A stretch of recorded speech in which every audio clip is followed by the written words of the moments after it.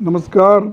Uttar Pradesh Congress committee के हमारे संगठन निर्माताओं और जुझारू कार्यकर्ताओं, आप सबका संगठन सृजन अभियान की इस महत्वपूर्ण मीटिंग में बहुत स्वागत है।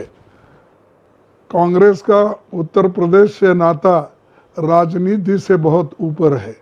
ये नेहरू जी से लेकर इंदिरा जी, राजीव जी, सोनिया गांधी जी और अब राहुल गांधी जी की कर्मभूमि है। भला कौन भूल सकता है कि आज़ादी के आंदोलन में उत्तर प्रदेश का कितना अहम रोल रहा है। 2024 के लोकसभा चुनाव में उत्तर प्रदेश में इंडिया गठबंधन की शानदार जीत ने भारतीय जनता पार्टी को बहुमत से रोकने में बड़ी भूमिका निभाई है। ये चुनाव हमारे देश के लिए, हमारे संविधान के लिए, आम जनता के हक और भागीदार के लिए बहुत अहम था। इस तरह का बेहतरीन प्रदर्शन आपकी कर्मठता, आपके जज्बे के कारण ही संभव हुआ। इतने साल सत्ता से बाहर रहने के बावजूद पार्टी के प्रति आपके समर्पण और निष्ठा की मैं सराहना करता हूँ। आज देश एक मुश्किल दौर से गुजर रहा है। निरंकुश सत्ता प्रजातंत्र में जनता की ही अनदेखी कर रही है। उत्तर प्रदेश की तथाकथित डबल इंजन सरकार ने तो मर्यादा की हर सीमा पार कर दी है। यहाँ पर पुलिस और प्रशासन की बर्बरता जगजाहिर है। महिला सुरक्षा से लेकर युवाओं पर यातना, दलितों, पिछड़ों और अल्पसंख्यकों के हक का हनन की उत्तर प्रदेश की भाजपा सरकार की एकमात्र उपलब्धि है, जो बाबा साहब के संविधान को ताक पर रखकर डर और दबाव की राजनीति कर रही है और सामाजिक न्याय के सिद्धांतों को नज़रअंदाज कर रही है।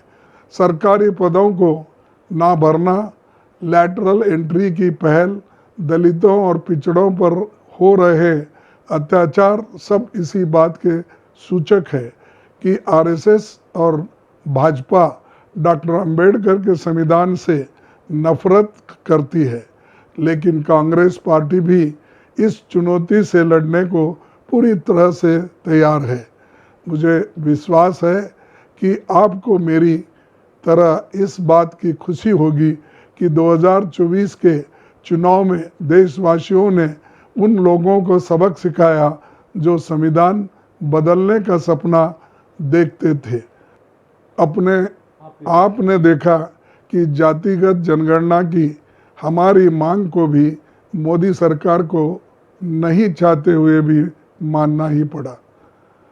अब अगला पड़ाव आरक्षण की 50% लिमिट को उखाड़ फेंकने का और आर्टिकल 15 सब क्लॉज 5 के तहत निजी संस्थानों में दलितों, पिछड़ों, आदिवासियों, गरीब, सामान्य वर्ग के लोगों को आरक्षण मिले, यही हमारी प्राथमिकता है। और जैसे हमने जातिगत जनगणना के लिए सरकार को मजबूर किया, ठीक वैसे ही अब हम ये भी करवा कर रहेंगे। और ऐसे हर मुद्दे पर सरकार को कटघरे में खड़ा करना, जवाबदेही बनाना, आम जनमानस की आवाज़ को बुलंदी से उठाना ही एक जिम्मेदार विपक्ष का काम है। ये काम आप सब ने बखूबी किया है और अब आगे और भी ईमानदारी और लगन से करना होगा। आप हमारे संगठन की रीढ़ की हड्डी है। आप उत्तर प्रदेश में हमारे संकल्प की भी नींव है। ये सच है कि दिल्ली का रास्ता लखनऊ होकर गुजरता है और इसीलिए ये बेहद ज़रूरी है कि आप अपने ऊपर दी गई जिम्मेदारी को पहचानिए। सारा देश आपकी ओर उम्मीद से देख रहा है और इसलिए आपका एकजुट होकर लड़ना, कांग्रेस पार्टी और हमारे संदेश को जन जन तक पहुंचाना ज़रूरी है। आप साथ रहेंगे तो दुनिया की कोई ताकत आपको हरा नहीं सकती। उत्तर प्रदेश का कांग्रेस कमेटी का ये 100 दिनों का अभियान एक साधारण कार्यक्रम नहीं, ये हमारे संगठन को और मजबूत करने, लोगों से सीधा संपर्क स्थापित करने के लिए कांग्रेस का झंडा लहराने के लिए एक बहुत बढ़िया पहल है। ये उत्तर प्रदेश की जनता से सीधे जुड़ने का और धीरे धीरे लुप्त होते लोकतंत्र को फिर से हासिल करके मजबूती वे दोबारा स्थापित करने का एक तरीका है। इस कार्यक्रम के माध्यम से हम गरीब, शोषित और वंचित समाज के लोगों की आवाज़ को पुरजोर तरीके से उठाएंगे। हम उन सब लोगों के साथ खड़े होंगे जिनके साथ भाजपा की सरकार ने अन्याय किया है।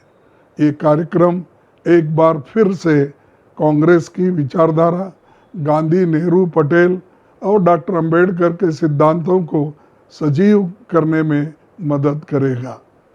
एक बात याद रखिए, आप सिर्फ कांग्रेस पार्टी के कोऑर्डिनेटर या जिला अध्यक्ष ही नहीं हैं, आप न्याय और सच की इस लड़ाई में सत्य और न्याय योद्धा है।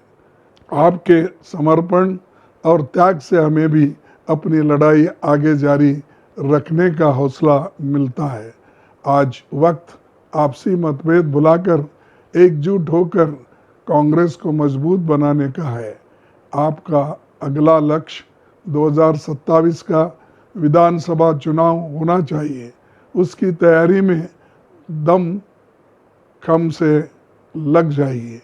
मैं संगठन सृजन अभियान की अपार सफलता की कामना करता हूँ। मैं आप सबको दिल से धन्यवाद देता हूँ। जय हिंद, जय संविधान।